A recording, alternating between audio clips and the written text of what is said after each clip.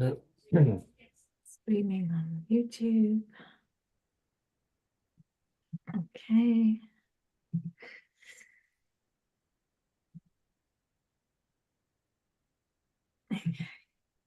Right. Okay.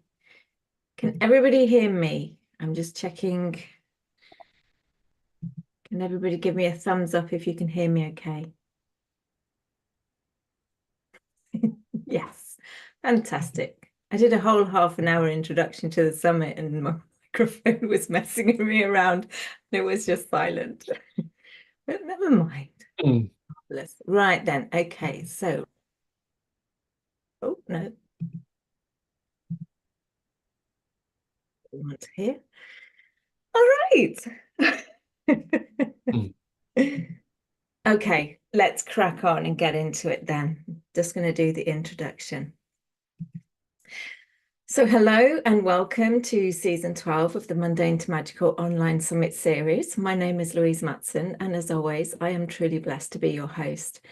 I'm really excited to share today's live call as I welcome back to the show a much loved returning speaker, Davyd Farrell. As you know, Nora Watkins Spirits was unable to attend her live call yesterday, and that has now been rescheduled for Friday, the 11th October. And the new registration link is underneath the upcoming calls picture on the upcoming calls page. However, that said, everything is perfect and in perfect timing, and today's call is no exception. With so much going on energetically and astrologically, I'm really excited to hear what Davyd has to share. Davyd's conversations are always so rich and deep with so many layers to the energetic transmission, weaving in the stellar nations work with the astrology, plant consciousness, and so much more, as he shares the wisdom of the stars worked in with everything else that we are experiencing and the energies of this time. For those of you who don't know Davyd, he is a quantum plant alchemist and co-founder of the Quantum Planet Healing and Quantum Planet World websites. And he's a renowned quantum healer and works with the higher intelligence of plants, elementals, and the angelic realms, doing powerful remote healings for people. He is a former student of Dr. Mac Manaway and hosts a variety of astrological plant and healing podcasts on his YouTube channel, all of which are well worth visiting and exploring. Now, the topic for today's conversation is preparing the way for your multidimensional future, how to find your new earth silver thread. As I've shared yesterday, and as many of you know, the energies we are currently experiencing are incredible. They can really feel challenging at times, but the level of challenge directly relates to how we are perceiving them, through which lens we are looking through. Our multidimensional lens or our 3D physical body lens. And as always, it's easy to get swept up by the energies and feel victim to them. However, we are in a position to prepare ourselves always and in all ways. And nothing really ever happens to us, as was mentioned in the discussion with Rebecca. Everything that happens in our outer reality is a reflection of our internal landscape, and it's just an offering for us to move forward and evolve. So it's really up to us to navigate these energies and to direct the direction of travel onto our highest timelines, onto our highest new earth timelines. And so I'm excited to hear what Davyd has to share regarding the preparation we can all involve ourselves in. As always, feel free to make comments and ask questions as we go along, and I'll weave them into the conversation as well as I can. And so without further ado, it truly is an honor and a pleasure to welcome you back to the show, Davyd. Thank you so much, Lou. I love doing these pieces with you for your summit. And yeah, you've already brought up so many points that we were discussing ourselves, before we jumped onto this call. What is it we want to put out in this transmission? And there's so much that we could talk about. These are incredibly challenging times, and want to try and address today some of the things that could be coming up, even for ourselves, as hosts for this kind of work, but also for the collective, maybe for people who are not so awake, maybe people who are not awake at all. Because one of the things I want to put into the transmission at the beginning here is where one goes, we all go. We all agreed to be a part of this together in many different ways. The good guys, the bad guys, however we want to look at all of this, it's all part of what we agreed to. And that really, the reason I'm putting that in at the beginning is because what I would like to share is about polarity and division. And if we are still in that place, then we're not really starting to get to the place of the multidimensional awareness, which is something we already are, really, So we have to deal a lot with paradoxes. We have to deal a lot with these kinds of dualistic ideas because we're in the dualistic world, but also how to deal with them from a non-dual perspective.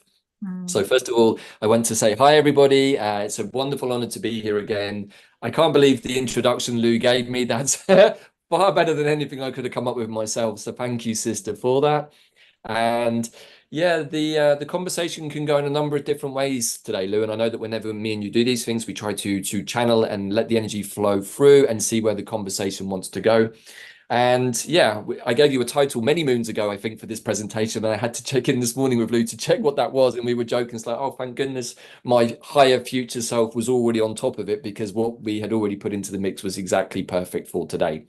So this Yeah. is also something else perhaps to put into this conversation at this point as we set the tone for the rest of the conversation today, which is that everything is always perfect. It's always divinely timed. And the more that we're in the flow and the place of trust and surrender, the more the magic can happen, the more the synchronicities can happen, all of which is part of our higher divine selves, pointing us to the rest of ourselves that we want to remember. Mm. So that's my little piece to introduce today, Lou. How would you like us to start tackling this? Is there anything that you would like to really get into first? I think probably a good place to start is just sharing what your perception is of when we talk about, stepping into our multidimensional self, what does that actually look like? I know what it looks like for me, but I'm not sure, many of the audience may have a variety of understandings of what that looks like. And so, just to kind of to bring that to the fore, what would you like to share around what multidimensionality is, and when we're in that space, what does that get to look like? That's a very good question. It's quite a difficult question to answer in many ways because we're still living very much here in the third dimension. At least we perceive that we're living here in the third dimension. All of this is somehow I can tap the wall and it makes a noise and I think that it's real. And I'm chatting to you on the other side of Zoom. And, one of the things that I'm going to put out there again today is there's a phrase that goes something like this. If a tree falls in the forest and nobody sees it, did it really fall? Mm. We'll never know, right? And that's a very kind of quantum way of looking at things. And I want to put that in because we're seeing many things now in the alternative media, which is really the new mainstream media, I would suggest, because the mainstream media has been such a vehicle for propaganda, which in its own way does serve a purpose too. Mhm. But if I didn't turn on my social media feeds and I just lived here in this wonderful space on the land and didn't connect, is any of that stuff really real for me? Mm. Well, maybe, maybe not. Which leads me to my next point, which is as somebody who's very psychic, very empathic, does a lot of the same kind of work as you. It's what I've been doing for a long time is clearing the fields of what I would call the density, the things that don't serve us. We traditionally would put this down to emotional pain beings such as demonic or lower astral or extraterrestrial, all those things that we have these horrible judders when we mention them. These are also part of our environment. They're also aspects of us, which is difficult to swallow sometimes. It's like, oh, I'm partly something like that. No, no, no, it came from somebody else. That's not my stuff. It's somebody else's. Mm. On one level, that's also true. But if we consider that we are truly all unity consciousness and there is no separation of self, then we're also rejecting some part of ourself. Yeah. Now, I've got to say, I did it for a long time and put everything into that space because it was easier for me to deal with it being outside of myself. Mm. A lot of my own personal journey, particularly since my challenging accident at the beginning of this year, which I have to say is one of the biggest, most painful, but the biggest blessings I've ever had. It forced me to stop, which was something I'd asked for. It forced me to stop for 3 months. Couldn't walk, had to heal.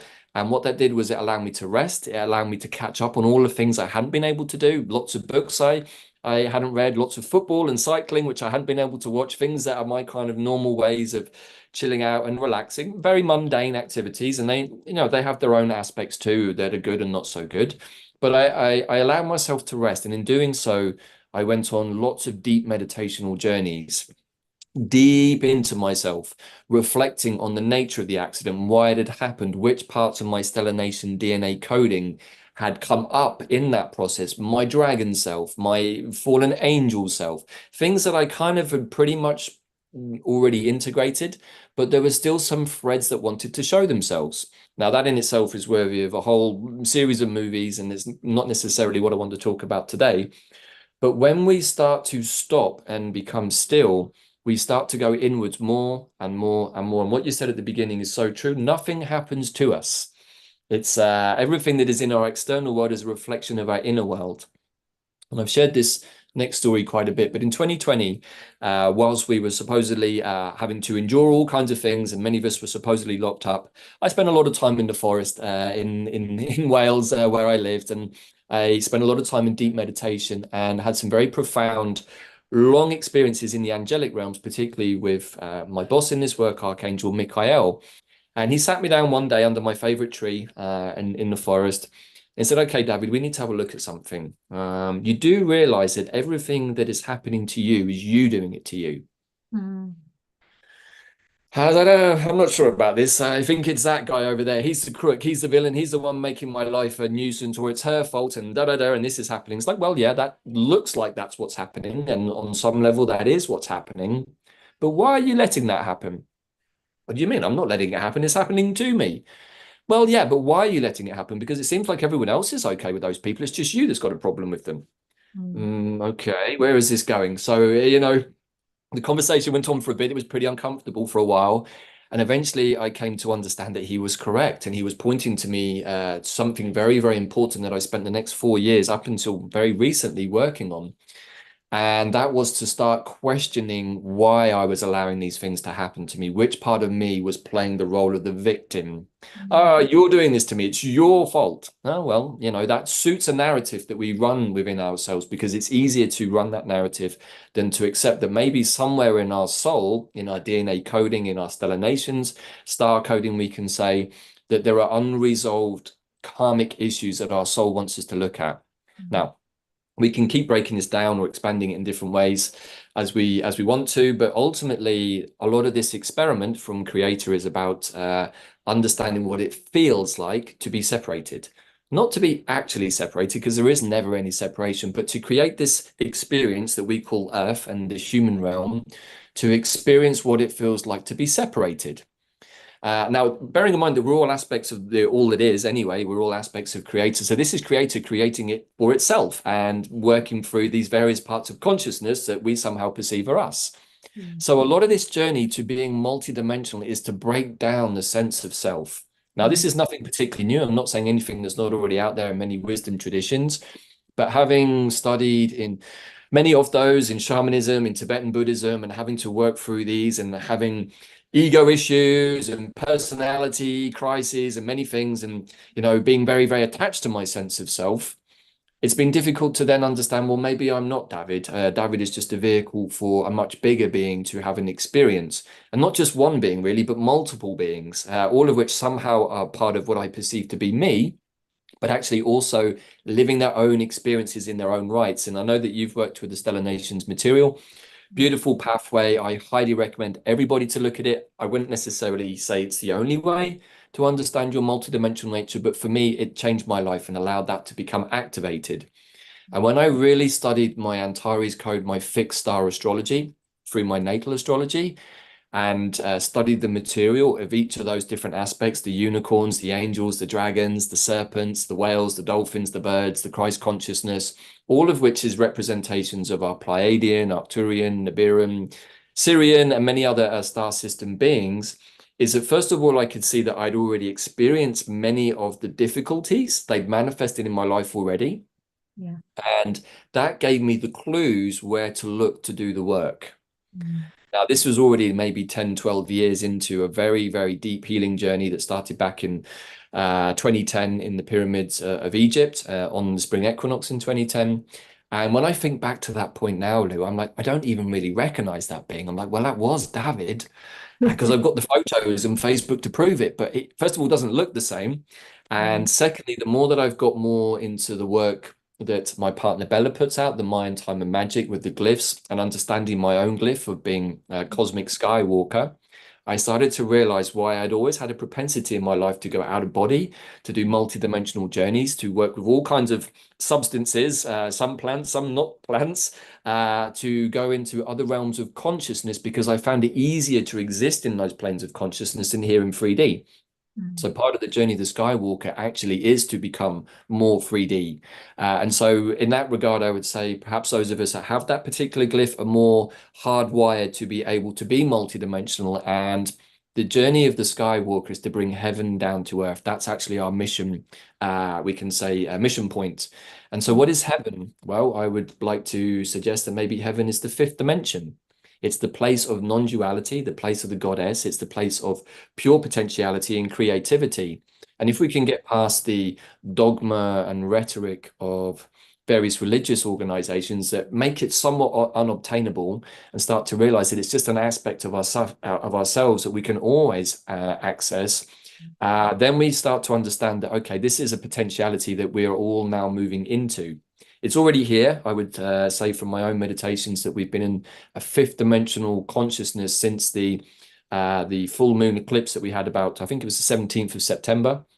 Um, that really opened the door in many ways because we hit a pivot point that happened in the collective. Many of us doing this work for a long time have really been doing the difficult work of clearing the fourth dimension, the astral planes.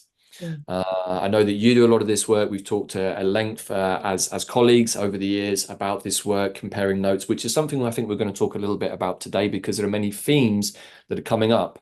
So as is often the case with my talks, they seem to go all over the place, but they will come to a point of culmination at the end, I hope. And we're putting all of the pieces of the jigsaw together. And the next part I really want to say is about clearing the density. You know, Mm. this is we can say that the lower astral realms are really the human emotional pain realm. There are many other things too. The astral realms have lower, middle, and upper aspects to them. And in the upper aspects, maybe sometimes when we're with wonderful plant medicine, we get to experience our God and demigod self, our mythological self, which is where the stellar nations comes in because it really allows us to access that. Yeah. That's great. Those are other aspects of our identities, but there's still somehow identities that we're attaching to. So there's always more that we can let go of, but that's okay. We can have fun with our higher astral selves, our Viking self, our Templar self, our goddess self, all of these different fun characters. They are actually a part of us. It doesn't necessarily mean we have to put it all over Facebook and do all of that kind of stuff that some people get a bit involved in, but we can know on our inner plane that we have those characters, and those characters come to us because they exist on another timeline. We can say it's a past life, I've just used the Viking one. That's one that many people have a connection to. So it could be within that Viking timeline, which very much links to the dragon energy and Michael's energy, the white wizards. They come through the dragon and angel lineages. So there are aspects of the Vikings who were seafarers and farmers and did really positive things, great navigators of the stars. On Mm. the lower notes, they also did some pretty terrible stuff. And then especially in Britain, we're still living somewhat under the laws of the Normans, who are the really, I would suggest in many ways, the fallen aspects of the Vikings manifesting. And we've been living under their laws in Britain ever since, all of which is about to be released. So we can start to understand our individual density and our collective density through these DNA codings that we are carrying. But we have to kind of explore them on the inner planes. I love reading, I love watching movies, but what I'm starting to see is that everything is related. It's like I watched the movie Noah again the other day, which was heavily criticized because it had stone beings and giants as fallen angels and many things that people thought were preposterous because they were attached to a particular belief system that movie didn't suit.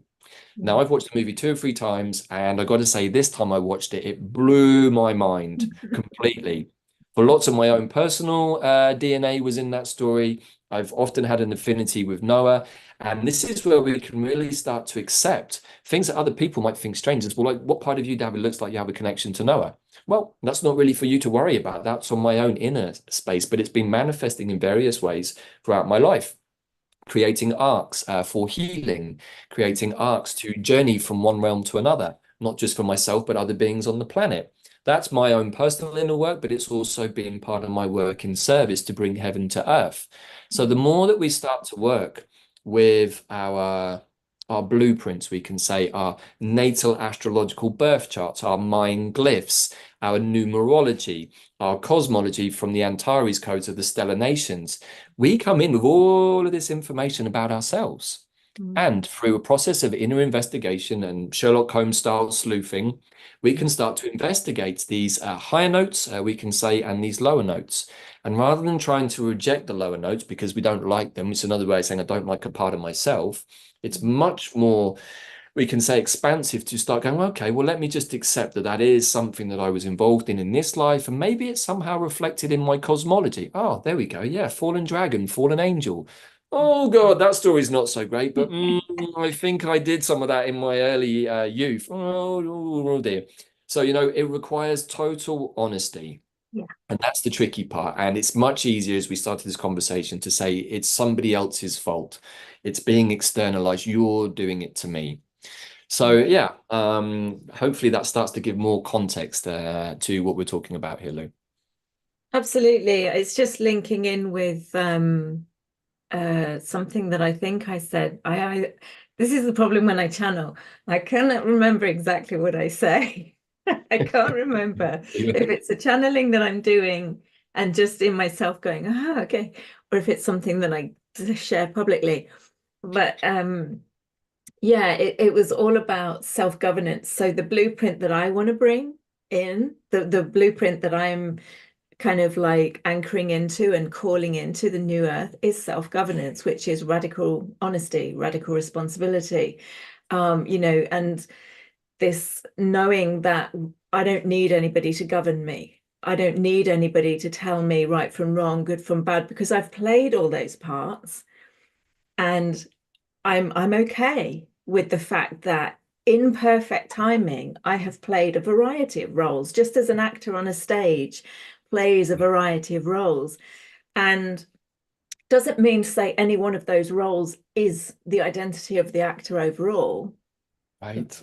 They are just roles that they've played. And once you get, and this is multidimensionality to me, once Yeah. you get okay with that, then you can go, I don't need anybody to govern me because I've played both sides. I've played everything. I am everything.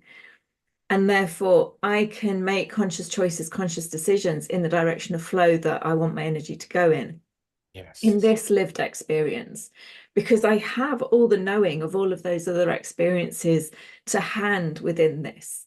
And again, there's no judgment. So, radical non-judgment, radical honesty, responsibility.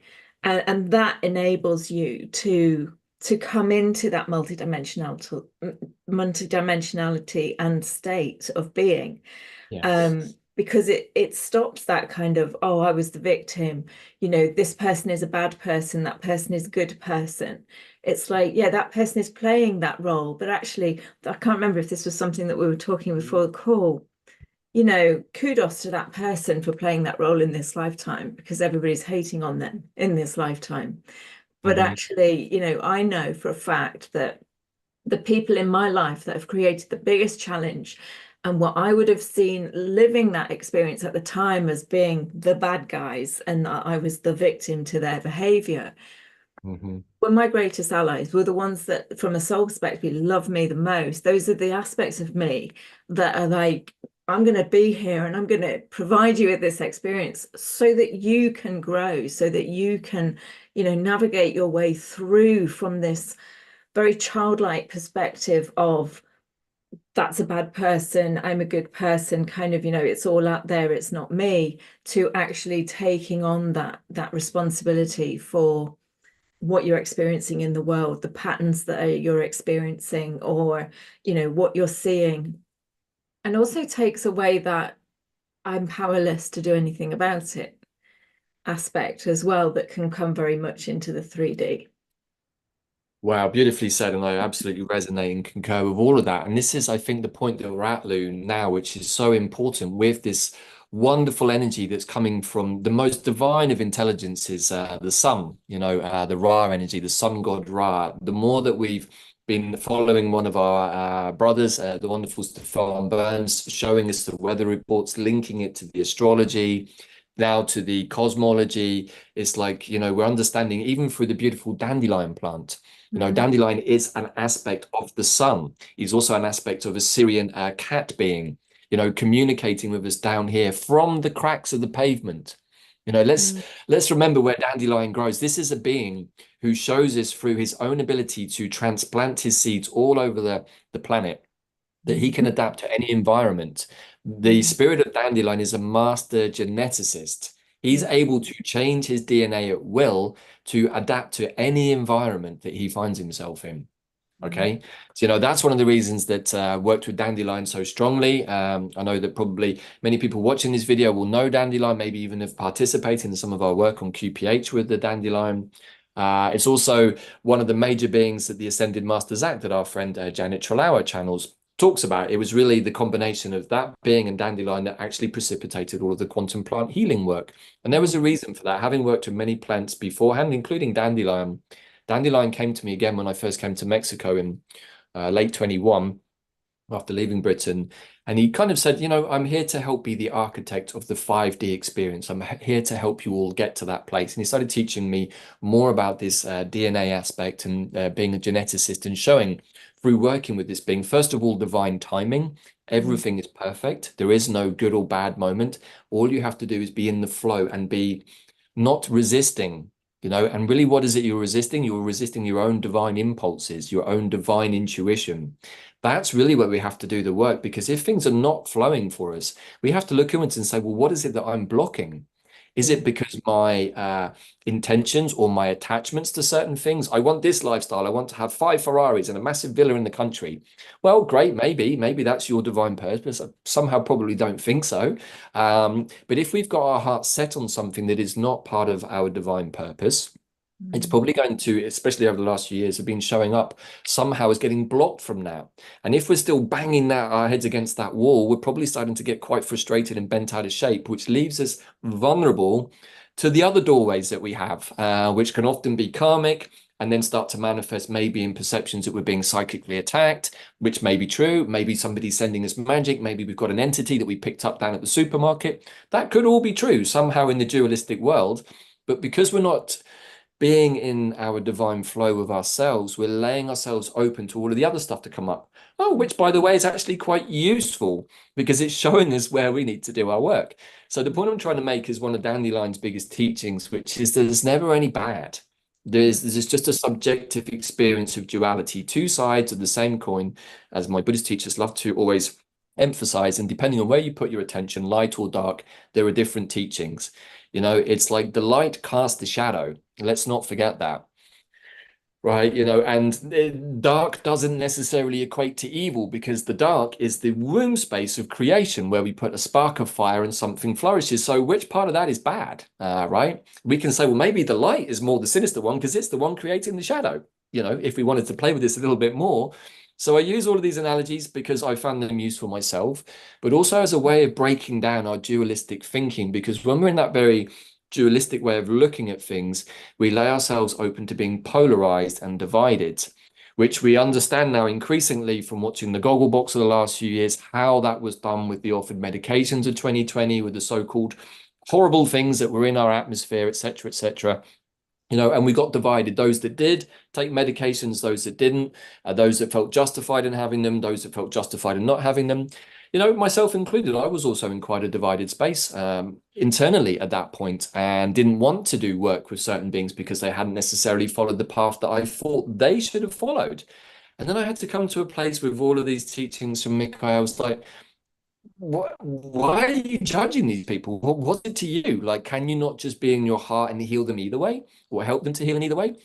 It took a while, I'll be honest, but eventually I started to open myself up, and I realized that I was being guided to think about this because of this very reason, but also because it was going to allow me to access information through my body medicine, through doing clearings on people that had had medications, to understand it's like, well, why did these beings choose this route?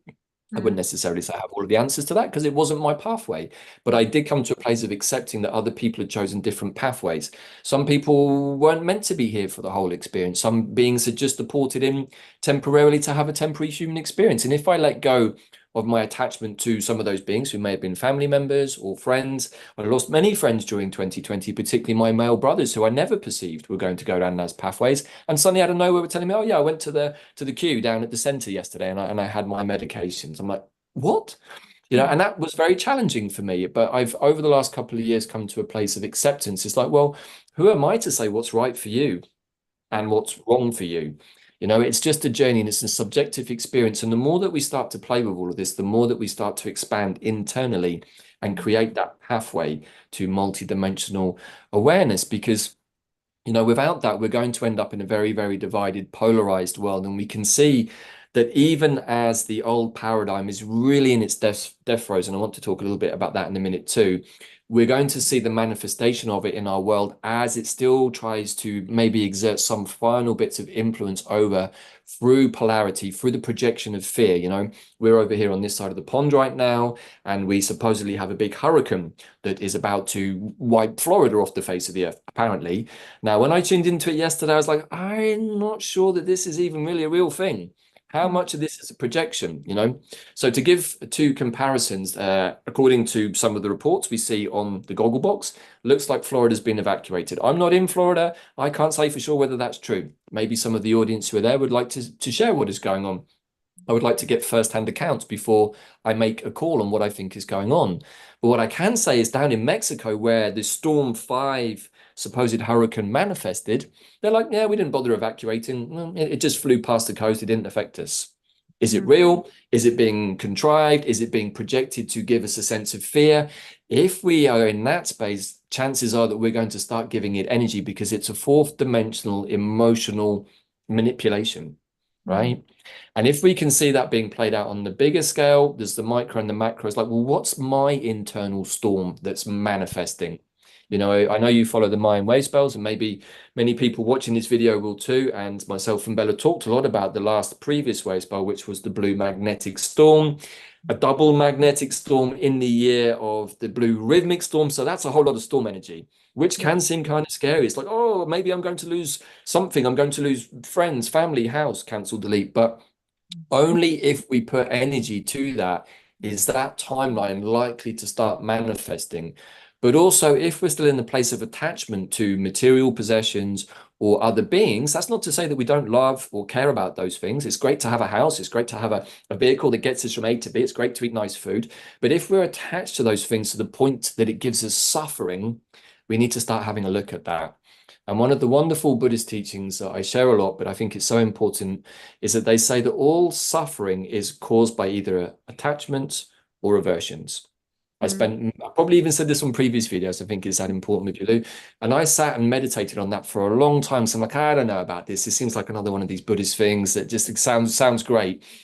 And I sat and meditated on it and I said, well, what's given me suffering? And the more that I meditated in that way, the more I was like, oh my gosh, yeah, it is down to an attachment or an aversion, something that I'm rejecting or holding on too tightly to. But if I don't reject it or hold on too tightly to it, I don't seem to be suffering with that anymore. Right? So all of these different hints and tips are a way of freeing ourselves from attachments and aversions, but also freeing ourselves from identities that don't serve us. And the more that we do that, the more we allow ourselves to expand on the internal world into something much bigger. And that could, first of all, be more mythological, aspirational sides of ourselves that manifest through our DNA codes. But what's beyond that? Well, maybe a connection to all it is and creator. And so we expand fully back into being with creator and saying, oh, well, why did I want this experiment in the first place? You wanted to experience what it was like to feel separated, but also to feel individuated here in this very, very dense world. So we all agreed to all of that. We all agreed to be a good guy, a bad guy. And for sure, I do not enjoy seeing some of the revelations that are coming out at the moment. But for many of us, it's not that much of a shock. We've either experienced it somehow in our own way in this life or know people that have. And, as somebody like yourself, Lou, who's done lots of work clearing this kind of stuff out of people's fields, magics, curses, abuses, all of those things, physical, astral. What I can say from my own experiences doing this work is that it's an endemic problem that we all experienced.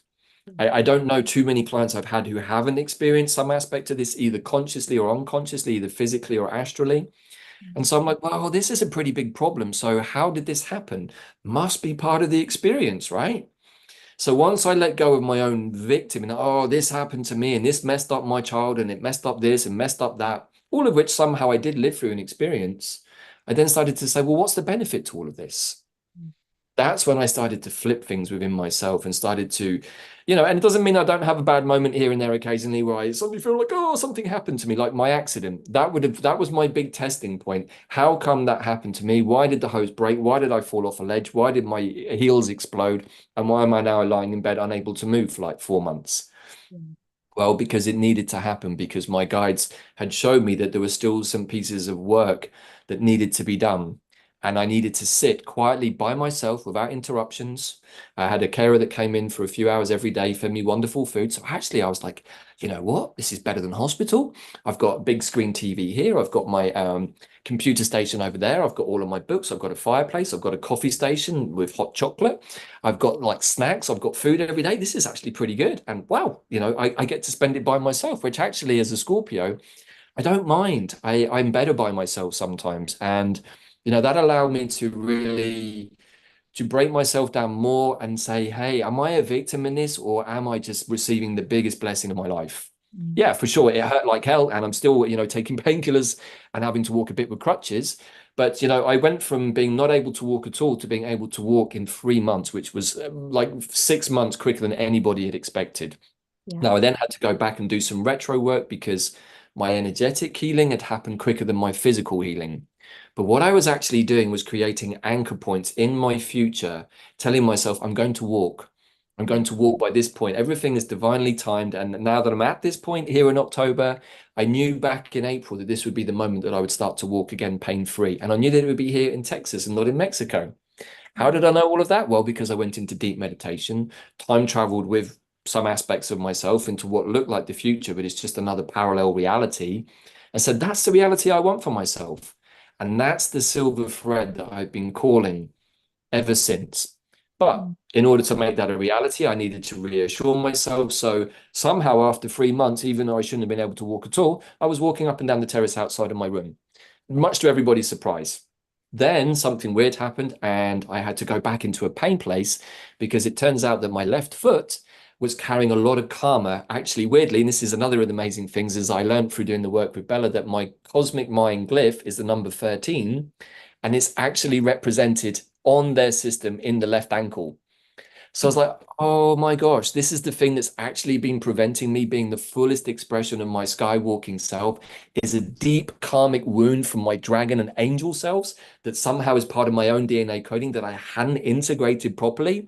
Mm. I then had to go back into that and yeah, it pulled out like black magic sigils and bolts and manacles, all representing slavery and the fallen aspects of myself. And I was still blaming some other beings for all of that until quite recently. But that process allowed me to accept that there was a much bigger story going on, and that the fact that I wasn't able to walk as quickly as I wanted to, or even had seemingly been able to, was not because it wasn't going to happen, but it was my higher self and the other aspects of myself saying, David, we still need you to have a look at this. You're still going to be able to walk in October. You're still going to be in Texas with your beautiful partner, all of those things that you want for yourself, but you can't jump ahead too far because you haven't done the integration and evolutionary work. Yeah. Yeah, absolutely. I'm just thinking back to the time when I was paralyzed in 96. And it's a similar thing. It's like, you think, oh my goodness, it's the worst thing that could possibly happen to you when you're laid in a hospital bed with 45-degree glasses, not able to move anything at all. But then, a week later I was a week later I got feeling back and I thought, right, okay. And I started sitting up and I moved my way across to the chair, and then from there it was just, but that injury created a year for me of space where I went through that process of just looking at absolutely everything and taking responsibility for absolutely everything. And again, not with any judgment, because this work is not about, looking at things that you may have said, may have done, may not have said, not have done. With judgment, it isn't. It's just acknowledging I played a part in that situation. I drew that situation to me so that I could unveil, unravel, reveal this thing that I need to integrate, work through, that part of myself that is hidden deep within, that's got this big shouty voice and looks really scary, but actually I just need to kind of listen to what it has to say and, Yeah. bring it into the wider family that I am. Yeah. It, I like that. and sometimes that just needs space and time to do it. And that's why these experiences occur, to give us the ideal excuse, in the 3D world where we've got jobs and families and this and that, and we can't just go, I need a time out because I've got to do some integration work. It's like, okay, here, fall down the stairs, be paralyzed, have a year of wearing a Romulan collar. Right. You know, we talked about this before because, we shared these notes from our injury experiences, and I'm glad that we're able to bring this up because I think that what we're showing here, Lou, is that there is no bad. There's a possibility for all kinds of experiences. And one of the things that happened to me after the April 8th eclipse was I was on my own on this mattress on the floor in this big room in this old monastery building that's our house in Mexico. And I was like, you know what, this room could be really bleak for me for the next. It could actually be like a cell. It could be like a tomb for me. And for sure, I had many death experiences. I definitely did not come back from that accident the same being that somehow fell off that ledge. Some part of me did die in that, and actually died several times afterwards too. All of which sounds totally like far out, but as a Skywalker, it's our natural preponderance to go through death and rebirth, particularly with being a Scorpio too. And once we let go of that identity attachment, even to the physical form, and understand that we actually exist on multiple dimensions all at once, I had to go through several experiences during that process of actually dying and leaving my body and going, oh my God, like I'm not in my body anymore. All of which was relatively natural to me, but there was still some unconscious fear about dying that I hadn't quite dealt with. And so some of it was an ego death. There was a series of ego deaths for sure. That somehow there was also a physical death that I had a very strange experience sometime shortly after the accident when I was in meditation. And I saw a video of myself with one of the other people I do videos with saying, oh, I have some really bad news to share. My friend and colleague, Davyd Farrell's just died in an accident in Mexico. And I saw the video playing in my inner awareness. It's like, oh my God, that's really weird. But it was probably about, I think it was about 3 weeks after I'd had the operation. And what I perceived was there was a timeline where I'd actually physically died and it was moving away from me because I'd already accepted that I died. And I saw myself not as the being that managed to pull himself out of the empty fish pond and crawl on his hands and knees to find his phone, to call the ambulance and to call my partner, but as a being that just actually landed on his head, cancel delete, in the fish pond. I was like, yeah, how did I actually fall forwards and land an absolute perfect 10 on my heels, not break my back, not break my neck, not break anything, but completely fractured my heels? Now, here's the irony, and this is how Dandelion loves to play. He said, yeah, there was a part of yourself that you hadn't bought to heal yet, right?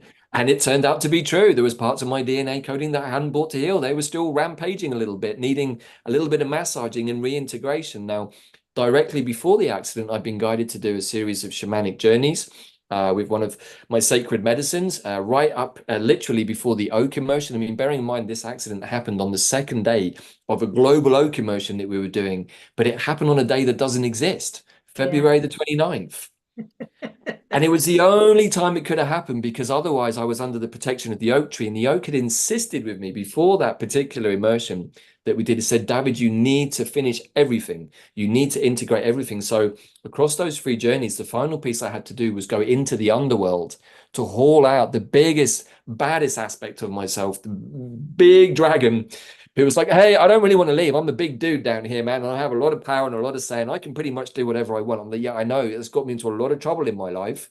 And it's you. You're the culprit. And now I am pulling you out with the rest of my gang, which is my other DNA coding, the other aspects of myself that have been integrated. And that being was not happy, man. I had to sit him down later in that series of journeys. I had a big, like almost like Knights of the Round Table experience where all of these different aspects of my cosmic self all sat around the table discussing, okay, now that we've integrated everything, how are we going to move forwards?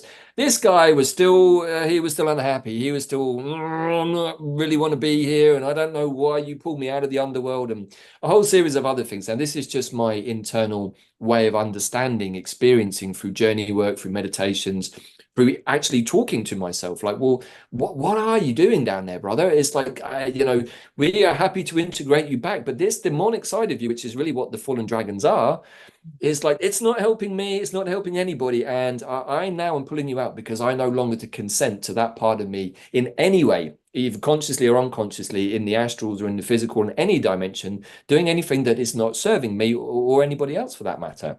Yeah. That then precipitated a slight kickback, which is actually the part of me that caused the accident. Now, I could understand that, yes, there was a psychic attack, and yes, there were other forces, and there was an assassination attempt, and a whole bunch of other drama, which was easy to get into.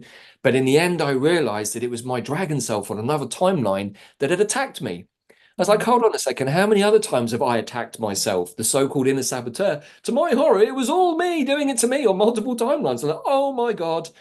That doesn't fit my narrative well, because now I can't be the victim because it's me doing it to me, which is exactly what Michaela told me back in 2020. And it took me 4 years to integrate that through all of these different processes. Now, I share a lot of this with humor because I've had to laugh at myself a lot over the last 6 months.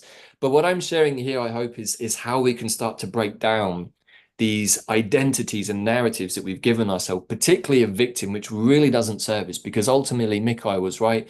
We're just a reflection of ourselves, really, in multiple ways, and the universe around us, other people, family members, friends, colleagues, etc., they have taken it upon themselves as part of their contracts with us to show us as a mirror what's going on for us.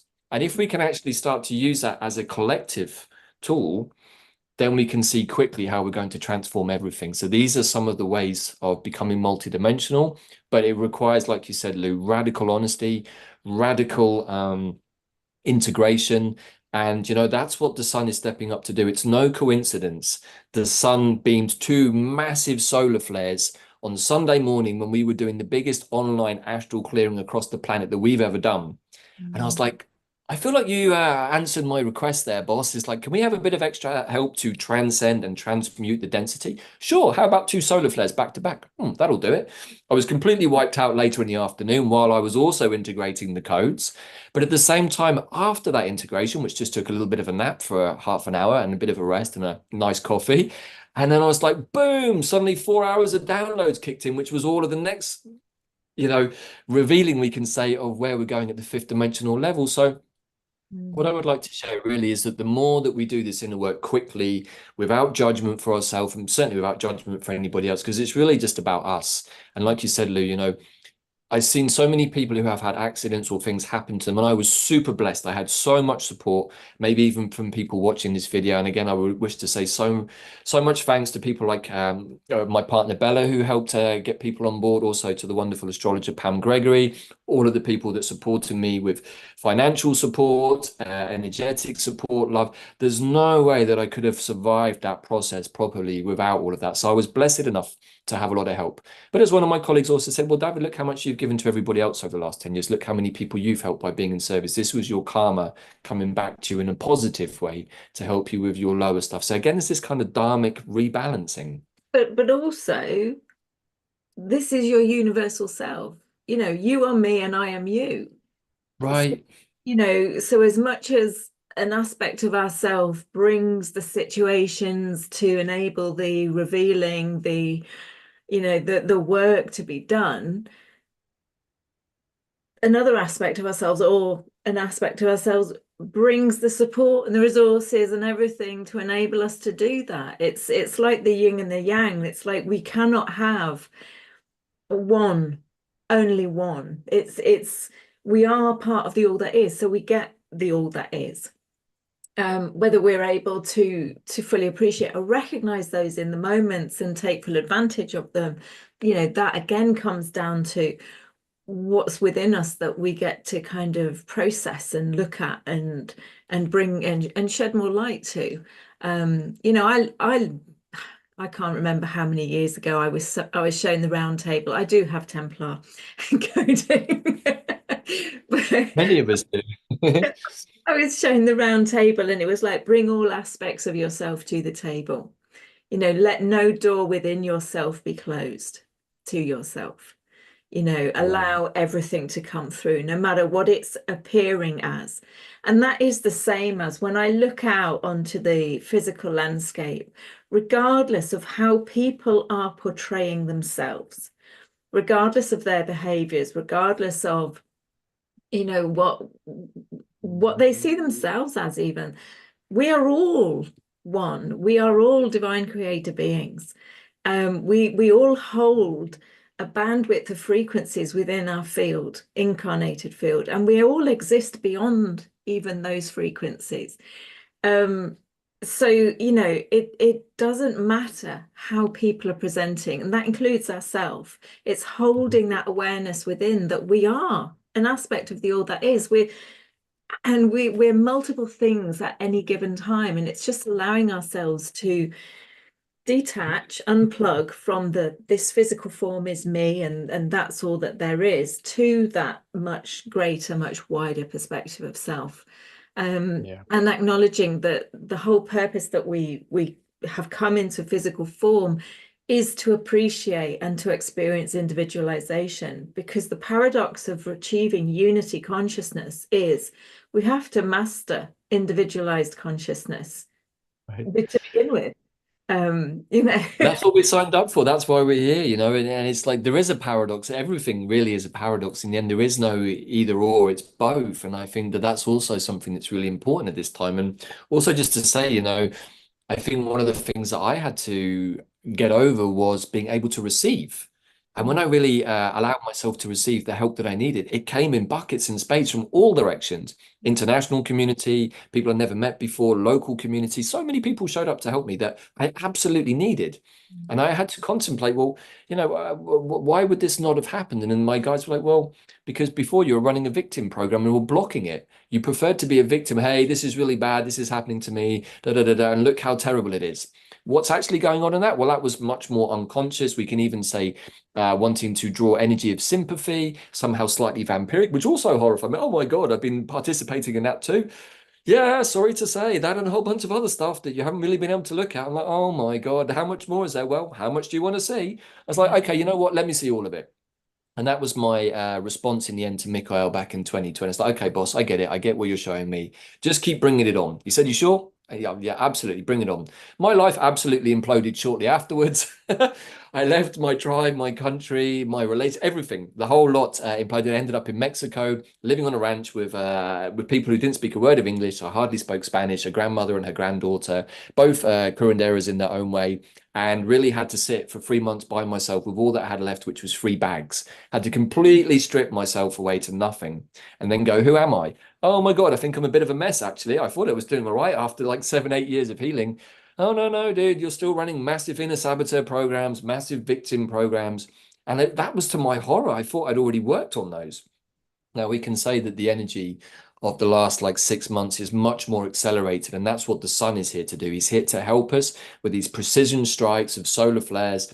Because what's interesting is I haven't perceived anything bad from these solar flares. I know that somehow there's a narrative out there that wants it to be an Armageddon and maybe the whole of the computer systems are going to blow up. Well, maybe if that's necessary to remove the last dregs of the old matrix, the overlay, the anti-grid, yeah, I can say, okay, well, what happens then if all of the financial systems go down? Well, a lot of people are going to freak out. I'm like, that actually feels like it could be freedom, because that financial system has not been serving us. And one of the other things that I really want to share with everybody, that there is an amazing quantum financial system that is completely encrypted, made of blockchain. I've tuned into it. I've had lots of teachings from beings that have contributed to that, not necessarily human beings, but minerals and metals and all kinds of beings that want us to have an abundant system that is not in service to self, but is in service to the greater good. I can't share too much right now, but I've seen it. I know that it's about to come online, but in order for that to happen, we have to let go of the attachment to our bank accounts, to things that we've been hoarding, things that don't even really exist. They're just numbers on the screen or bits of paper with things printed on them. What is that? It's only what we ascribe to it, which is some sort of energy form. That in itself is a program that we've been given, which if any of you have done the Mind, Time and Magic course that my partner Bella put together, we actually go way into the Gregorian calendar and how the Gregorian calendar was originally created by Julius Caesar just before the Christ consciousness entered our world with the age of Pisces. What was that for? To collect taxes. So that's then, and this is another weird part to that story, which I'm sure you know, Lou, and maybe other people too, but that's then codified by Pope Gregory in 1582 after they deleted, I think it was 15 days out of the calendar. Yeah, I mean, you can go and look this, it's written in the records, it's not a rabbit hole conspiracy. I was like, how do you delete 15 days? Well, because we're in charge of the matrix, so we can do whatever we want. It's like, oh, okay, well, I don't remember giving you the control of all of this. Where's my control in all of this? Oh, Yeah. and that's what got me much more intrigued into the whole Mayan time technology, we can say. And in fact, me and Bella were talking about this last night and saying, well, if we removed the Gregorian calendar and if we removed some of the social media, what are we left with? Well, we're just left with the memories of what we did in certain wave spells. So we know that when we've been tracking through the wave spells of the white dog, for example, we've been working with the heart energy. We're like, well, what have we done during that wave spell? Well, we did the quest to the quantum heart and we did this and we did that. So our memories are now ensconced in our, we can say, our hard drives of our soul's conscious awareness, more linked to fractal time, not what we necessarily did every day or even necessarily what photos we took, but we remember the experiences we had at the heart level because that's the energy we were working with. Yeah. In a different way spell, working with the energy of the Skywalker, it was very, very multidimensional.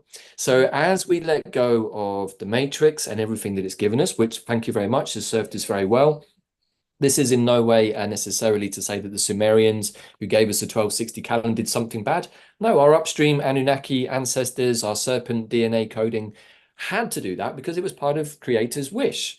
And so the so-called bad guys actually did us a favor to show us what it's like to feel disconnected down into the density. So this is just another mechanism to keep breaking down all of these belief systems that we've had. And what I would like to share, maybe as we come into the final part of this hour discussion, is just to remind everybody that the way to the multidimensional consciousness is something that we already have in us, but we just have to clear whatever blockages we have that are actually stopping us from receiving the abundance that actually is our, we can say it's our divine right, but we also have to understand what does abundance look and feel like. And it's not necessarily about having lots of zeros on a computer screen that somehow are linked to a bank. That's not what universal abundance is about. Yeah, absolutely. Absolutely. I always makes me laugh. I've been invited to speak on sort of like 5D business kind of talks. And one of the questions that they say is like, what amount of zeros do you need to earn to kind of feel successful? And I'm like, I'm successful now. You know, Right. I'm I live me. I live my truth. And to that is what success is. Um, if I want to do something and I want to go somewhere, then I can do it and go there because I know that my universal self is going to create and provide whatever it is that I need for that opportunity to arise, for the resources to come in. It's so yeah. I know before we came on the call, you wanted to just come and to speak to is it the new moon in Aries? A full moon in Aries. Yeah. Yeah. Thank you for reminding me. And also just seeing somebody's put here in the chat box about 0 point, which is really, really important because what you've just, as always, with the mindset of us all connecting, we're all talking to each other, not just me and Lou on this call, but all of you listening right now, participating in the chat. We're all part of the conversation at the higher realm. And we've seen this increasingly, Lou, on our weekly astral clearing and teaching sessions, that we're all one mind. And as people are freeing the density, certainly from my perspective, I can feel other beings communicating with me at a telepathic level. Some of them I've done clearings with and done personal work in the healing space, so there's already a connection there. But I'm not unique in that. There's something that we can all do. But in order to get to that place, we need to remove the blockages. So the full moon in Aries that is coming up actually loops back to the full moon eclipse in Aries that we had on April the 8th, which was conjunct Chiron. In fact, it was a Chiron Cazimi. So myself and our wonderful sister Leslie Shankman, who helped us lay out the Stellar Nations pathway. We did a series of podcasts on our YouTube channel called the Cosmic History Codes. And what had come to Leslie and myself quite strongly at that time was the series of Kazimis that were being lined up. And so Leslie tuned into that really strongly, said, I feel like our sun, as part of its own evolutionary story, is now, how to say, he's working on his own rebellious nature, because the story of our son, Solano or El Sol, was that he rebelled against his family, the Pleiadians, and came here and wanted to do it himself. Okay, fair enough. So we can say that's another macro aspect of ourselves at work, also the universe, but also disconnected himself from the rest of the universe. Not really, but somehow did, and then created all of this universe. And that's how the fall starts with the dragons, the angels, and so on and so on and so on. So he went round all of these different planets and asteroids early this year, and one of them was the Cazimi with Chiron on that eclipse. Now, one of the things that I've really been studying a lot over the last couple of years is the nature of portals, eclipses, and how to time travel consciously, not necessarily going into a spaceship like in Stargate, in the 3D, not yet anyway, but internally we have all of that technology. Mm. However, due to interference from, we can say, future aspects of ourselves, particularly the fallen arthropods, particularly the greys, they put microchips into our awareness, particularly on our pineal gland, that actually somehow distorted or turned off our time traveling modulator, which is something we all have. Now, that's something we've removed from ourselves. We've been doing it on the clearings, on the Sundays. And as that happens, it allows this inner time traveling technology to click into place. Now, with the Mayan time technology that Bella's been sharing, we have a container in which to finally let go of the matrix without it suddenly being a bit like Saturn's been over this year in Pisces, which is all at sea. Saturn doesn't like Pisces too much because he doesn't know where he is.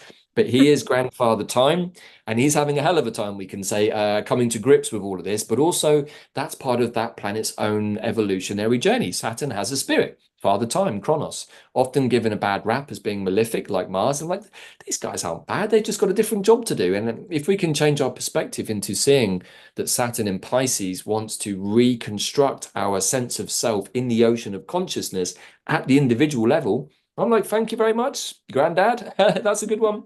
Thank you very much. We can work with that. So to come back to the full moon in Aries, when something gets eclipsed, like the one we had in April the 8th, it then has to loop forwards into our 3D awareness 6 months later on the next same full moon, but without the eclipse energy, which is, I went on a whole journey for 40 days after that eclipse, a very powerful journey into the higher astrals, into the fifth dimension, very much in the energy of Noah and the Ark with Mother Earth, and seeing us travel through the universe on this celestial skyboat, which weirdly has started to manifest, according to the notes I made day by day in the 3D.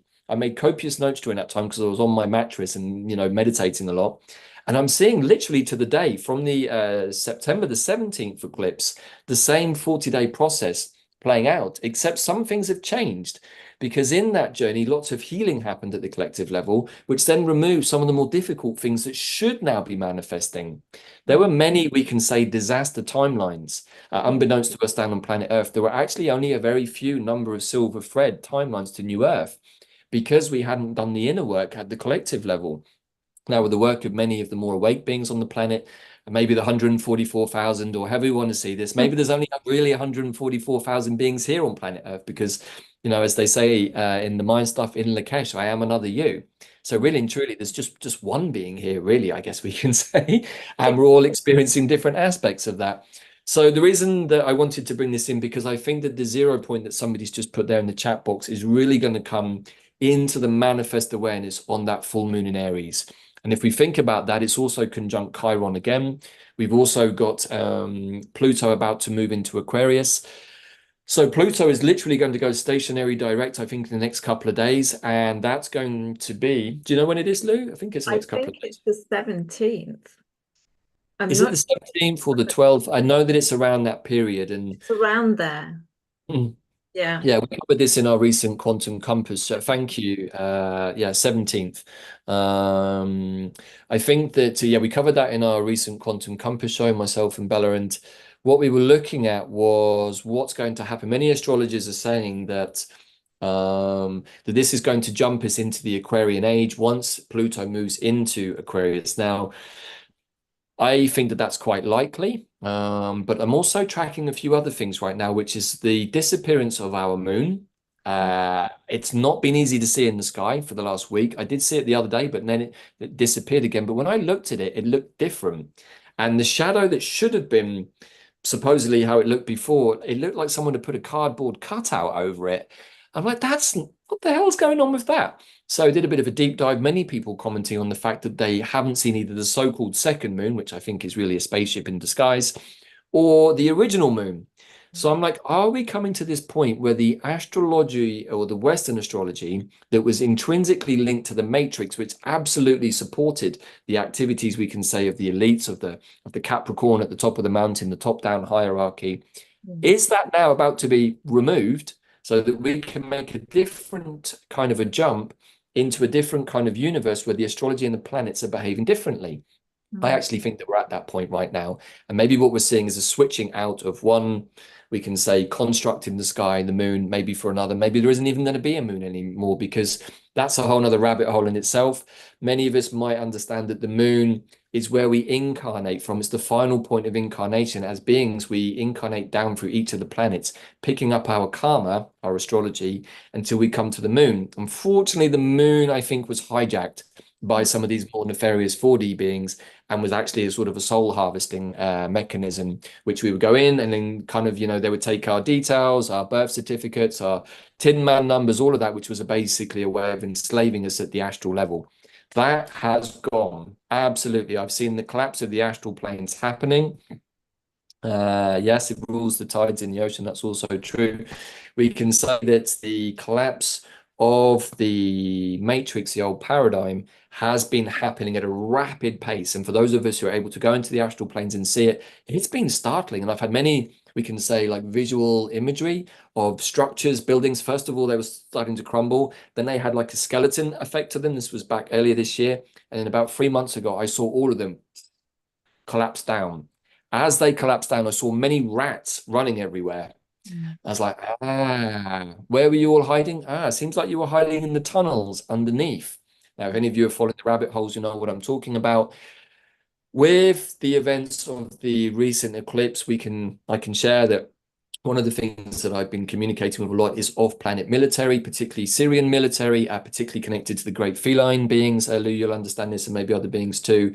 They have complete control of the planet, and they have the best surveillance equipment, because the higher codes of the cats connected with the higher codes of the arthropods for beneficial technology to surveil the whole planet. So there is nowhere on the planet now that these beings can hide. Every time they try to make a move, either to attack, create a chaos situation, maybe like the hurricanes, maybe like the so-called war situations, what they're actually doing is revealing themselves. Before, we had the fog of the astral planes, which was filled with magic that was protecting them.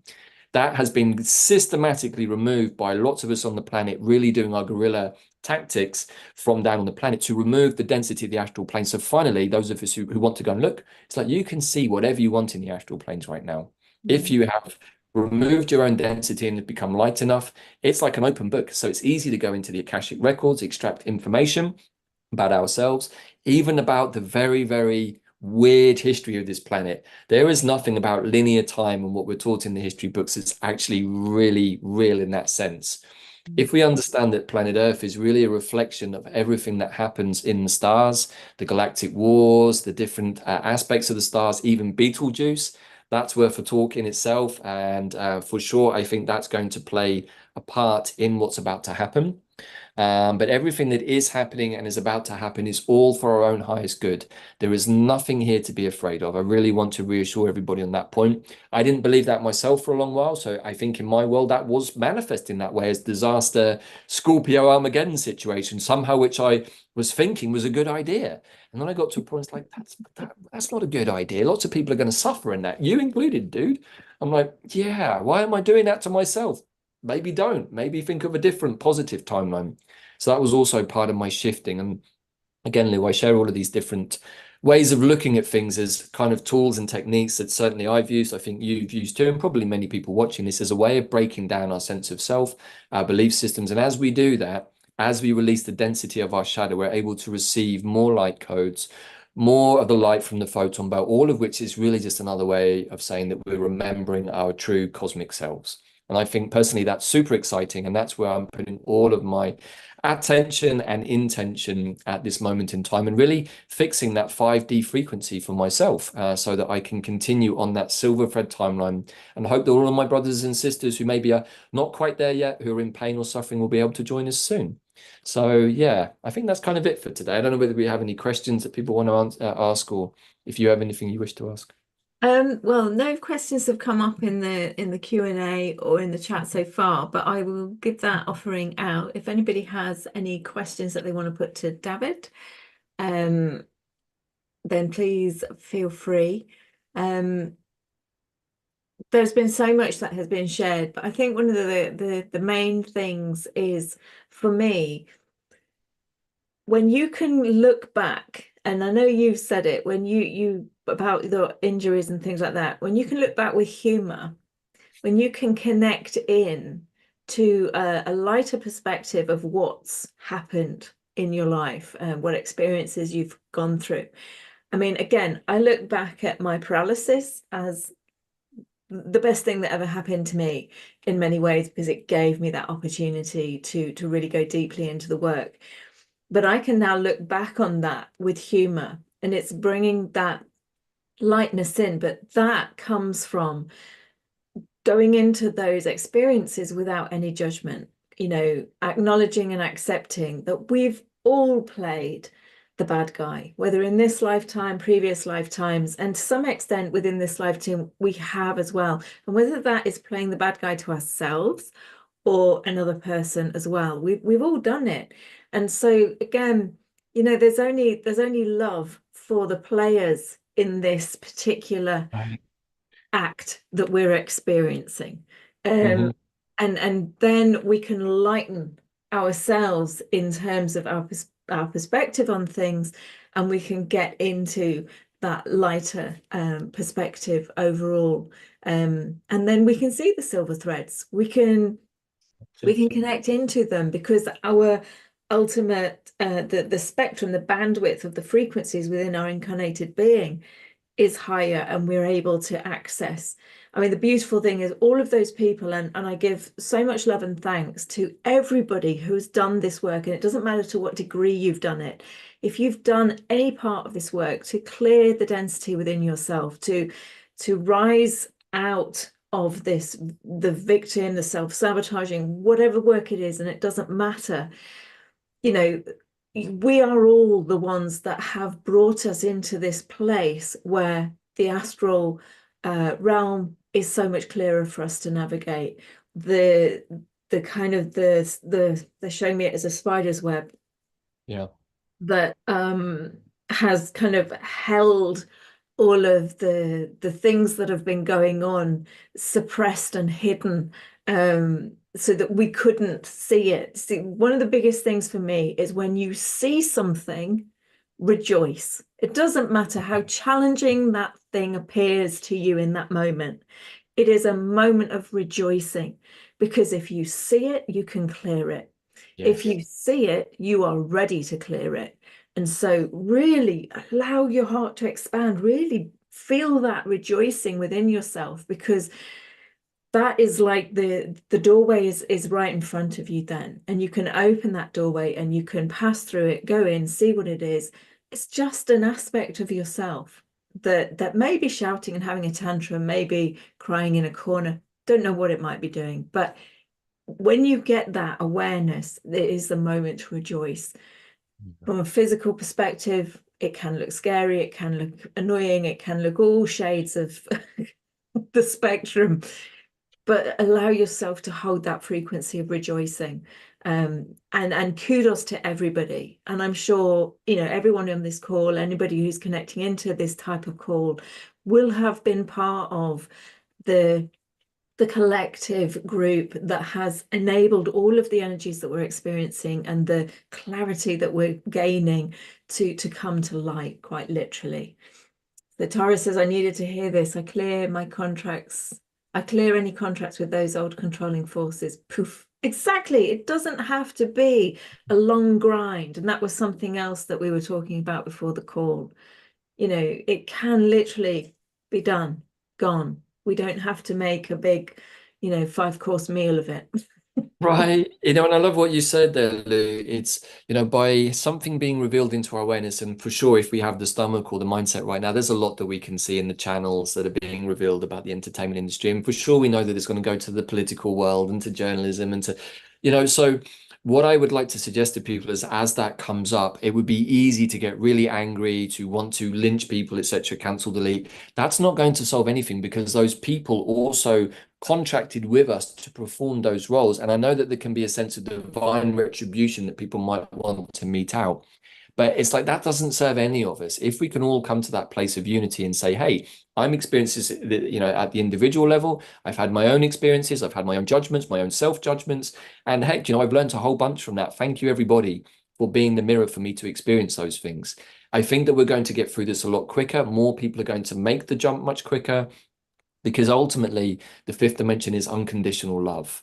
And if we're not able to be in a place of unconditional love, then we're not really fully with our fifth dimensional selves yet. And there are some very easy ways to see this. It's like, if we are getting into a place of vitriolic anger or judgment, or like, oh, these people and this and this and this. And yeah, for sure, there are many characters in the story that I can honestly say I don't like that much, but that's just my own personal reflection on the narrative that was created. But I also, like you said, Lewis, like, I've had to put humor into it and see some of these nefarious characters, if indeed it's still even them. And that's a whole other rabbit hole in itself. And who are these players? Are they real beings? Are they stand-ins? Are they clones? Are they actors? In the end, does it really matter? They're projecting a frequency.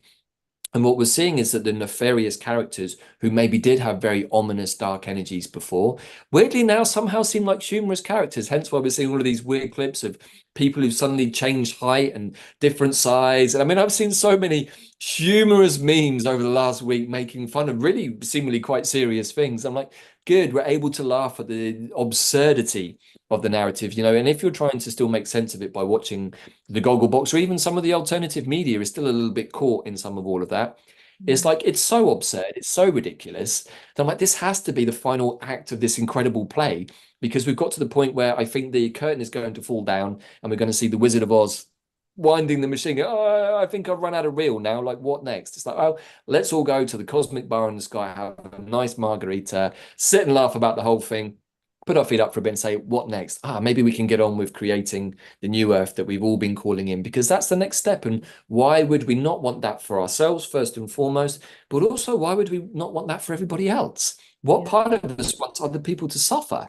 And I think that that's the sort of thinking that can help undo some of the projections, maybe that might create some of the things that are in the news at the moment. It's like, well, if we can be in that place, we're completely undoing that energy in the astral planes. And at the same time, as we talked about on our Sunday session just gone, it's like, learn to live the inner ET, learn to live the inner fallen angel, because those guys also want to come. I've been surrounded by insects this week, things that I would normally want to push away. And they're like, hey, I thought you said that we all came with you. I'm like, yeah, not necessarily in my hair or on my shirt, but yeah, I've got crickets here, I've got mosquitoes here, spiders here. I'm like, they were like, hey, we're just making sure that you do really love us and that you're not rejecting us. I'm like, that's just that's just me and the insects, but probably there's a bit of us that's like, doesn't like that inner narcissist, that inner ET, that inner gray. Because what are they? They're just an aspect of us from another timeline, another part of our own evolution. And for sure, some of these beings have caused untold amounts of seeming pain, but actually it's all just a perception too, because ultimately there is no pain. There's just a perception in the density, which is what Creator wanted to experience. And now we can say, all right, we've done all of that. I think that we can move into a place where we can still be multidimensional beings in a dense reality. Maybe not just with the pain bit anymore. It's not really serving us. We've learned from that. And if we can maintain that frequency, then I think we start to become the cosmic humans that we always wanted to be, the universal Jedi of the solar system, which I think is so amazing, because yesterday we started the wave spell of the double yellow magnetic human. So after the storm, the catalyzing energy, we're now moving into 13 days where we can really, with the sun's help, with our inner work, activate our multidimensional cosmic human selves, which is really activating the 12 strands of the DNA with the magic 13, which then, if we go to a higher octave, actually allows us to shift to the 26th dimensional perspective. As our friend Zach, the Ascended Master, said, who is a 26th dimensional being, everything is up for grabs. And I think that that is a hugely exciting prospect.